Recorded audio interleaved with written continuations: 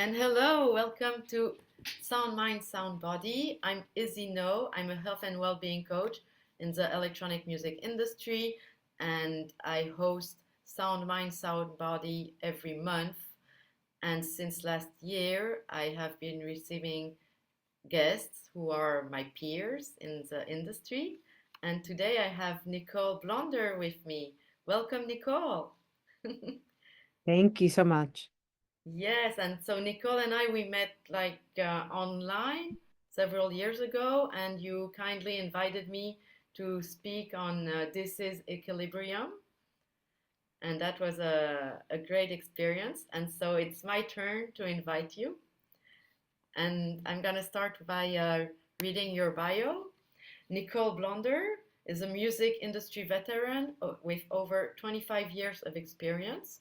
She has transformed her career to focus on sustainable health and well being for creatives through her work as a certified holistic health coach. She spent more than 17 years at Mute Records, where she served as VP of Marketing and Project Manager, working closely with artists like Moby, Erasure, M83, and many others, witnessing their challenges firsthand. I bet you have some stories. Your own experience managing chronic illness while navigating the demands of the industry sparked a personal commitment to helping others build healthier, more balanced lives. Through her private practice and for former wellness in music platform Equilibrium, Nicole has supported artists and music professionals through coaching, events, and education. She currently works with clients one on one, presents workshops for organizations, and leads monthly group sessions for Co-Muse, a mindful business community for creative professionals. Nicole is known for bridging the worlds of creativity and wellness with empathy, insight, and practical support. She regularly speaks at events including A2IM, I hope I pronounce it well, Indie Week, Folk Alliance, and Music Biz, which are conferences in the USA, correct? And Nicole is based in New York City. Yes. Yes. Thank So you how so are you much. doing? How are you doing today? I'm great. Yeah, it's a beautiful spring day here. I'm based in Brooklyn, born and raised. And like you said, I was speaking at Music Biz last week, so I'm getting back into the swing of things this week. All right. So let's start with a bit about your background and your music industry experience. Can you tell us a bit about what was your journey in the music industry? What roles you did you hold and what kind of work did you do? Yeah. So I sort of had developed a love of music pretty early as a young person. It was really important to me. And so when I thought about career, I just kind of knew I wanted to be close to it. I didn't really know what I wanted to do exactly. And I started pursuing internships at record labels like straight out of high school before I entered university. And then when I was at university in upstate New York, I discovered college radio. I started DJing. I became the music director there. And during my summers in college, I did more internships for more record labels and kind of met people along the way. And when I graduated, I knew that I wanted to do some work, but I didn't know what. So I ended up getting hired by Mute, as you mentioned, pretty young, working in the sales department. And I worked my way up there through sales and marketing and new media, and eventually was VP of marketing and project manager. And over the last several years, I've worked with agencies, events, I've done project management roles, on events like the NEVA conference. I've done marketing for Desert Days. I've worked individually with artists, doing consulting with small businesses, other labels. So I've kind of broadened my work. And then I've also worked in the wellness field, which we'll talk about. But that's kind of been my journey across music. I've always liked being part of the kind of big picture process and helping artists to translate their vision into the real world and helping people to connect with that vision. So I think, the work of kind of keeping the artist, whole and having them be in integrity in their kind of mind and body became important to me, more and more important to me as I moved on in my career. Right. And so, yes, what inspired you to transition from the music industry, like traditional roles, to a career in health and well-being? Was there a Yeah. So, specific moment? Something happened? yeah. Yeah, there was kind of a long process in that, when I was also just out of college, I was diagnosed with some chronic health issues, and I was managing that and trying to figure out how to help myself, in addition to seeing a doctor who just gave me medicine. I was looking for other solutions, ways to find relief, ways to support myself. And in that journey, I discovered health coaching as a modality and worked with a coach for a while, and it completely transformed the way that I approached my health and the tools that I had available and the way that I actually saw like how you could be well. And it was really inspiring to me. So I became trained while I was still working full time. And when I left my full time role, I knew that I wanted to bring this work into the music industry. And so kind of started talking to people about it, having conversations, you know, like someone had said earlier, I think it was Sarah, the idea of like whose responsibility is it to take care of the artist was a kind of central tenet to my exploration of like, okay, how do we do this? How do we take care of ourselves behind the desk? How do we take care of our artists? How do we prepare them for this life? And so just kind of started talking to people and finding like-minded folks out there who wanted to do this work or who wanted to be connected to it or support it, including artists who were practitioners who were artists, people in the industry who had also had similar journeys. And so we ran our project Equilibrium for about 4 years. And through that, I started doing coaching again and all the things that you mentioned earlier. And now I still do some consulting and events in addition to my work in wellness. So I'm doing a lot of different things now, but I really enjoy it. Wow, that's amazing. Yes, and I guess that in your day-to-day work, it's like very various activities. Am I correct? Yes, always changing. Wow. So, like in your work with artists and creative professionals, is there like a common health and well-being topic coming back? Are there like common challenges that you could share?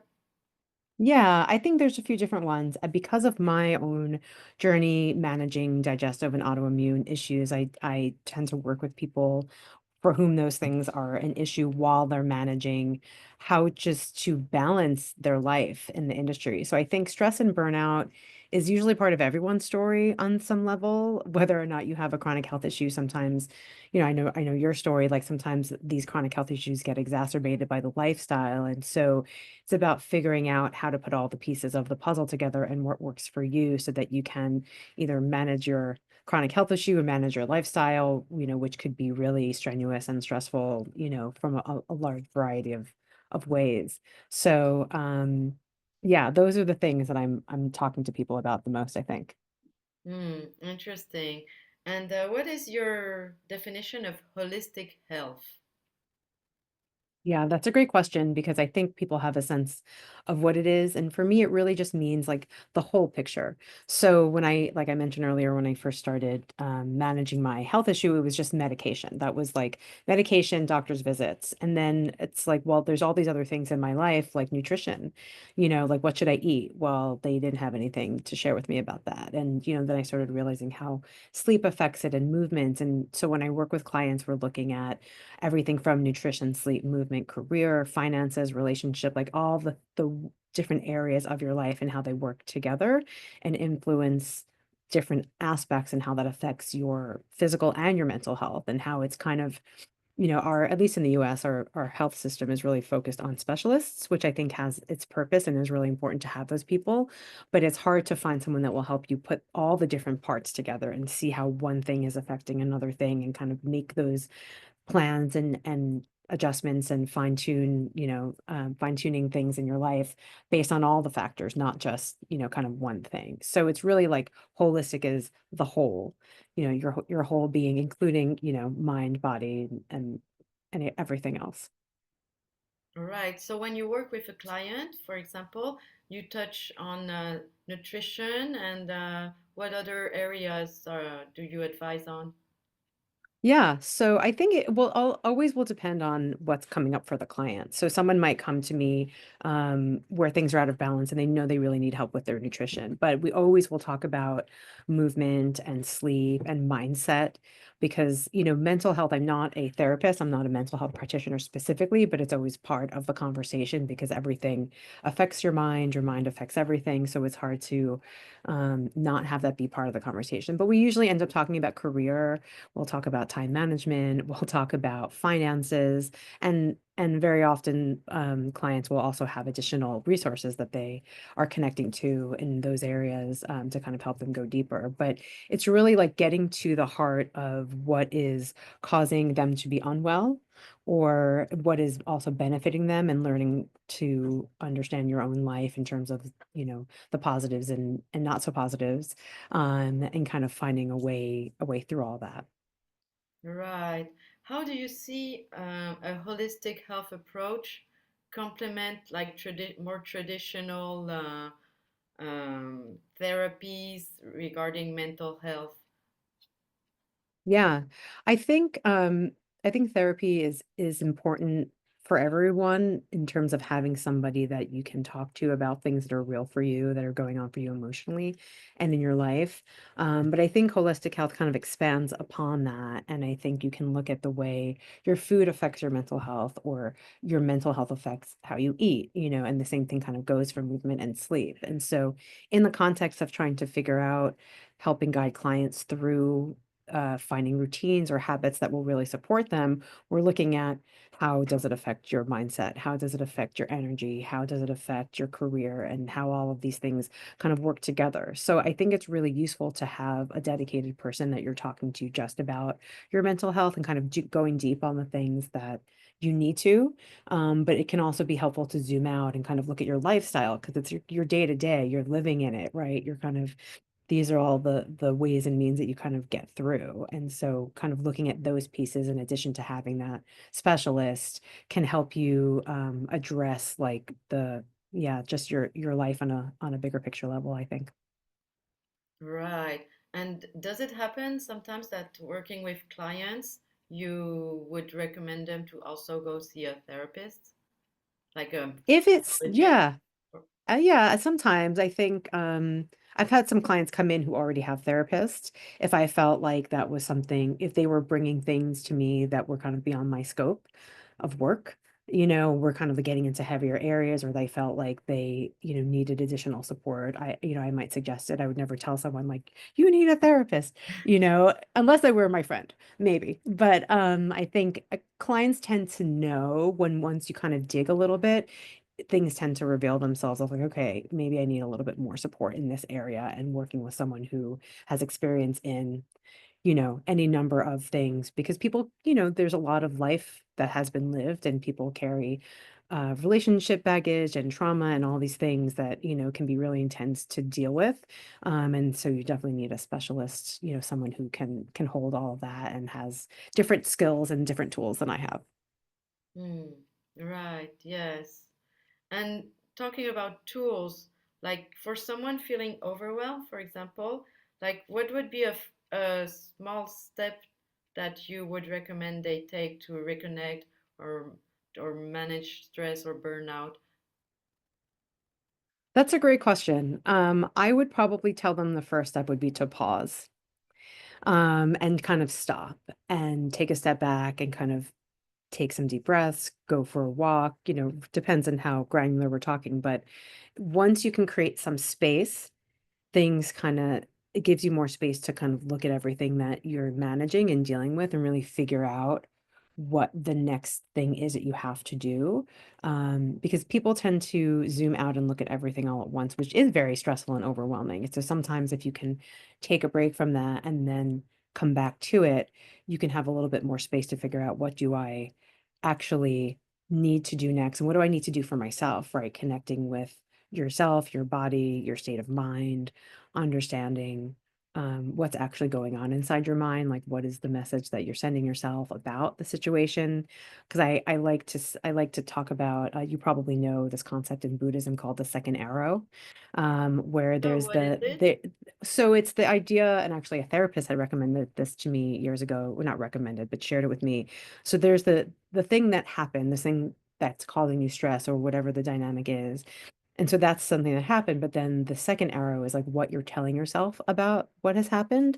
And so sometimes that inner message can make things worse if you're not aware of what the dynamic was. Like this thing happened, oh, it's so bad. And you can go down a spiral. It can cause additional stress, which then can lead to burnout. But if you can kind of be aware of what you're telling yourself about it, you could potentially reframe it, or give yourself the space to access different tools, whatever that might be for you at that time. It's obviously very general. Like every situation is unique.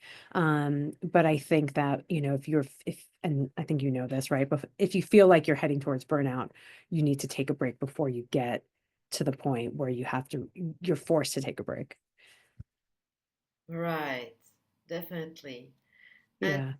in terms of taking a break, do you recommend also some breathwork exercises? Do you use some of them in your practice? Yeah, I love breath work is one of my favorite tools to use and also to recommend because it's always with you. You don't, it's not something you have to go to or pay for. It's always there. And a breath that I recommend and talk about a lot is called 4-7-8 breath, where so you breathe in for 4 counts, you hold for 7 counts, and then you breathe out for 8 counts. You can do it a couple of times, but that is really great for kind of immediate stress relief.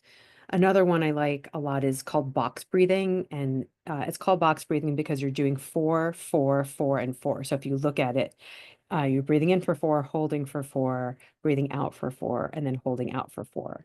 And that one's had some research done. I think the Marines or the Navy SEALs or some kind of armed force high stress jobs kind of use that breath to help people regulate in times of extreme stress. So I think those are the most quickly accessible tools. And then I always recommend just taking a walk if you can, and you're in the position calls for it, because I think you can just, if you have the time, you can kind of keep walking until you've kind of moved the stress out a little bit. When your body is in fight and flight, it has a lot of extra energy, like cortisol, adrenaline, all the stress hormones are going, and it gives your body this kind of like extra energy, which can kind of feels like anxiety. But if you move, whether it's a walk or a stretch, then you can help kind of move through that stress cycle and complete the stress cycle to kind of move on to the next place. So they're very simple, but they're very effective. And it can also sometimes take a lot of, I don't want to say inner strength, but it takes a little bit of practice to be able to access those things in the moment, right? Because you don't always think about it, and you don't always feel like doing it, but it is actually quite powerful. Interesting. And I'm curious, do you have a tool for stage fright? That's a great question. I mean, I think breath work is a really good tool for stage fright. I think breath work can also, it depends on how it manifests for you. Some people give tools like visualization exercises where, kind of visualize the audience as one thing or another, whether it's friends or people, you know, in scantily clad, like picture people in their underwear is sort of like one of the things that has helped people sometimes.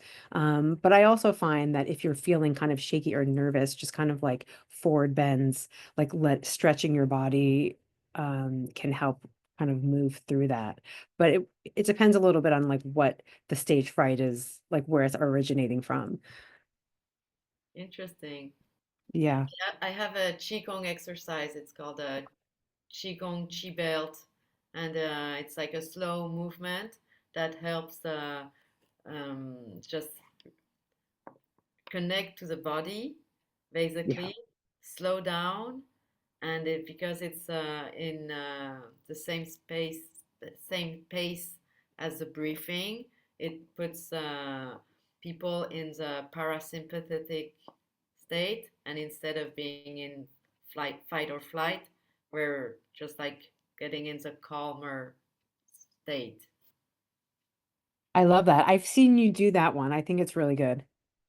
Yes, I think I want to share it more around. Yeah, it's very simple, but it's very effective, and I think people could get into that if they knew about it. Definitely. Mm, talking about the music industry, what is your vision for how the music industry can better support the health and well-being of artists and professionals? This is a big one. It's a big one. It's a big one. I've had different visions over the years because I think, as we were saying before, it's sort of people need to take care of themselves on a micro level, but then we need to create a more hospitable environment where it's acceptable to take care of yourself in all these different ways, that we're talking about. So I think it really is like a cultural shift where it's not like burnout and overstress and is not kind of the norm, or if it is required, there's an element of understanding that recovery is needed, or because I think especially if you're a touring musician or working in a very high intensity job, it's not always going to be possible to close your work at 6 p.m. and have the evening free. Like, we know this, but if you have a period of high intensity, doing what you can during that period, but also having your colleagues and the bosses from big to small recognize that in order to continue to do your best work, you have to take care of yourself. And so I think there's that's part of it. And then also some sort of more built-in support for artists, because at least in the US, we don't have public health care, and artists really struggle to get care at all, in addition to mental health care. So I think, if there were some dynamic where that could be part of labels or part of services. We're talking again, like, whose responsibility is it to provide this? The government right now, especially in the US, is not interested in that. And who knows what will happen here. But even in countries where there is public health care, I think there is still there's a lot of pressure on artists, and um some of them are also not prepared for what they're getting into. Right. So there's a little bit of like preparation, there's a little bit of like cultural shift, there's a little bit of more services for everyone. So there's a lot of different ways it could go, but I think it's kind of got to come from the bottom up and the top down, and making sure the leaders who believe in that kind of get elevated and find their way into influential positions where they can kind of create their company culture around that. And I think some companies have done, big and small. I think there are people kind of working in there, but we're always kind of fighting against the forces of like capitalism, and just the idea that the music industry is a highly desirable place to work and people are willing to do anything to be inside of it, and so therefore it's okay for them to just do whatever it takes, to an extent where they could be harming themselves. But I think there's strength in numbers, and I think the more people, individuals like yourself, and organizations that kind of make this part of their mission, not just organizations that only focus on it, but companies that have this as part of their mission, I think will become more attractive to artists and professionals. And so they'll have higher quality artists, professional staff. And so it will start to become more like, okay, companies need to be acting responsibly towards their workforce. So that's my dream slash vision. There's a lot there. Yeah, thank you. So yes, talking about organizations that contributes to make it better, like, can you tell us more about Comuse? Sure. Co-Muse is a community that was founded by my friend and fellow coach LJ Melberg. It's a community for creative professionals where people can connect, find career support, and also find coaching. There's financial coaching. I do the health coaching. There's life coaching. There's career coaching, and it's really about people who are leading with compassion and empathy, and kind of want to do business for like the mutual good, and kind of share resources, share connections, share like what everyone's kind of building. So it's a really supportive space that I'm excited to be a part of and offer my health coaching services. We have a monthly group. We lead on different topics. It's very interactive. So yeah, it's been a really nice group of folks. And do you work with organizations as well, like music companies? Yes, yeah, I do. And I have presented workshops for staff, I've kind of joined conversations with staff and individuals, um, to the degree that companies are, opening that space. I think during COVID, there was a little bit more. Now it's a little bit less, but it kind of ebbs and flows. But I think it is important to get in there on that level and, connect with not just the people who are doing the most work, but also kind of the executives for them to understand like how this really all connects. I think we have to, for better or worse, show that there is a connection to the bottom line in investing in health and wellness. It's not just like a nice to have, or it's not just like a feel good. It's real for people. And they need support, they need to know it's okay, and they need kind of resources and tools.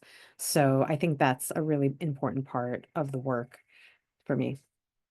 Have you seen that some organizations, some companies, they have some programs that for their employees, and that's part of like HR's responsibility?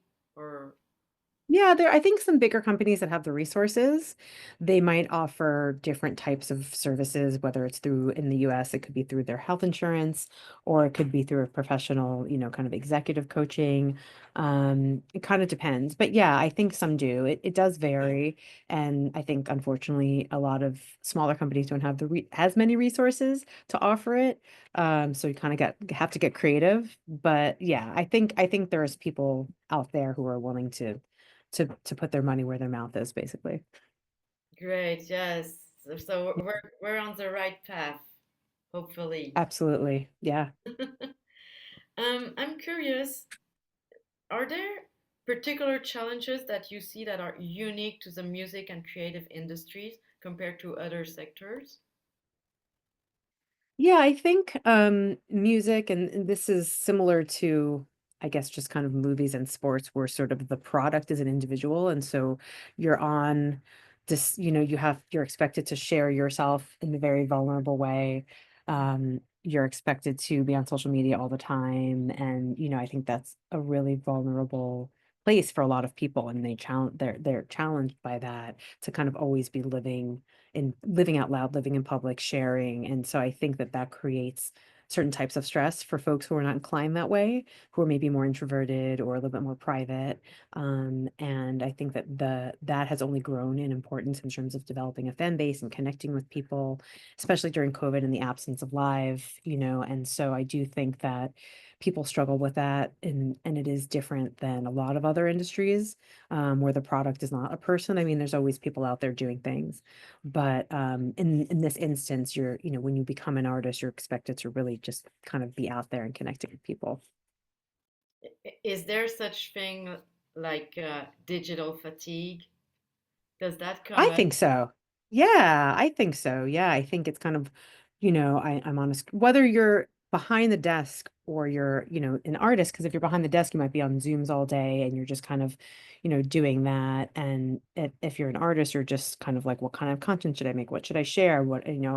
Feeling judged, feeling seen, which can be triggering for some people, or just not knowing, um, how things are being perceived. So I do think so, and I think that real world connections are more important than ever, kind of being out in the real world and connecting with fans in person, and the live show or other places, because I think what it means to be human is to be in the world. And I think we've gotten really accustomed to being digital. We can get everything digital, but when we're only here, then we're kind of missing everything else, here, which is kind of being in the world, being alive. That's kind of the should be a bigger part of our experience, right? That's what I believe. Yes. I've noticed that several person come up with that topic about like I'm tired that I need to be online all the time and showing like not only like promoting my gigs, promoting my music, but also like yeah, sharing about my life, my lifestyle, and posting nonstop, and it's just like whoa. Yeah, it's like you're constantly under a microscope, and even the creative process is expected to be shared, right? So it's sort of like there's almost like less opportunity to like experiment and mess it up, because it's like that you're expected to always have a camera there. I was watching, I don't know if it was a show. Oh, you know what? I was watching the Lollapalooza documentary that came out, because that Lollapalooza was a big part of my teenage years, and kind of looking at the scenes that birthed it and the idea that they were kind of like out there doing what they were doing in real life, and it was in front of people, but it wasn't in front of a camera, in the same way. Certainly there were video cameras there, but it was like things were able to grow and develop in a different way, and not necessarily under a microscope of everybody all over the world at the same time. So I just think the scope of things has kind of grown so fast beyond what our brains are could even understand, that I think that that's it's just different, kind of being an artist, and it's hard to even, well, it's not hard to advise. Like I work with people through that, but I can't say that the digital intensity of our world is slowing down, because I don't think it is, Mm. but it's more about how do we retain our humanity while the digital is ramping up and becoming so intense that people just want to have a chip in their head and have everything like digital all the time, and so for me, kind of keeping a healthy balance, of like real world and digital world, because there's amazing, I mean, we can connect because of this, right? Which is amazing. There's so many people that we can connect with, which is, I'm really grateful for. And so I'm not trying to bash digital, but I think we do really have to be mindful of, real world versus digital. Yes, definitely. And now like more and more venues like in for like more electronic music clubs, they're like, okay, no cameras. And I think that's really a great move because I started with electronic music. We didn't have our mobile phones. It was before mobile phones, and we were just like living the moment. And that's the experience, is to be there entirely and not being behind a phone and watching it through a screen. Yeah, it's so true. I had seen a video, some video was making the rounds, and it was showing like people at a club, and I don't know what it was before the year 2000, and then people at a club, recently, and I mean, the difference was stark. Like people were dancing, they were in it, they were with each other, they were not, and then everyone's just kind of like this. And it made me sad, because I think, as someone who's also loved to go to clubs and been part of club culture through a lot of the artists that I've worked with and my own history growing up in New York, there is something about the presence of that is really important to like stay connected to, and it's sort of the purpose of it. And I hope that that can continue to be, um protected, so I think no phones on the dance floor is important, and I've seen that at some places here, in New York as well. I think people are understanding the damage that it's kind of doing, and, the intentionality of the space is becoming a little bit more, at the forefront, I think. Oh yes, I think like there's a will to get back into like parties. We're just there and only dancing, no phones, no digital. We're just there to connect, like the club culture, or like the music is supposed to bring people together, and that's the magic of music. So, Exactly. Yeah, but exactly. yes. It's important that you say that, actually, because I think that it sometimes has been forgotten. So, yeah. Hmm. Um, I'd like to ask you if you could share a story of a client transformation or a breakthrough that stayed with you. Mm. Yeah, I think, um, I had a client who was a touring professional. So on the production side, not on the artist side, and I think was really struggling to understand why things were so hard on the road, for them, and not really understanding how they could take care of themselves and kind of move back and forth between home and being away. And really, I think the breakthrough was more of kind of self-ownership, recognizing that even though these things are happening with these people and these situations are stressful, really kind of taking ownership of it and control of what you can, really helped him to, create a safer space for himself within an organization that was not great, and really just completely changed the way that he saw his work and, his profession, and what he was willing to endure, as a professional, right? Because we talked about this on the panel of music biz, like we can get into situations that are not so great for us, and how do we know when you should stay or go, and how what are the signals? How do we take care of ourselves? So I think that was someone that had been in the industry for a long time and had been kind of dealing with stuff over and over, and kind of got unstuck around that piece because he had done quite a bit of work on his own already, but kind of that piece of it really, I think, shifted things in a major way. And he was just kind of able to find some freedom, from feeling stuck. So that to me, I think about that a lot because it can be difficult to make change and change habits, but it's possible. And, I believe that for everyone, which is part of why I do this work. Yes. Well, thank you so much for your work. And what continues to inspire you and motivate you with your work today? I think just continuing to meet people who are aligned, who understand, who are kind of speaking the same language, and also to see how, people, like I was saying earlier, like younger folks coming into the industry now have more of an awareness of what we're talking about, whereas when I started, like it wasn't even a conversation at all. And so I think seeing the progress, even though it's slow, is encouraging and inspiring, and um, just hearing artists talk about things that they would have never been okay to talk about, whether it's mental health challenges or stress, and kind of owning it and having things be more in the conversation, I think inspires me because it means that like things are shifting and that people are more open to receiving support and to connecting. And so it feels like there's more of a purpose.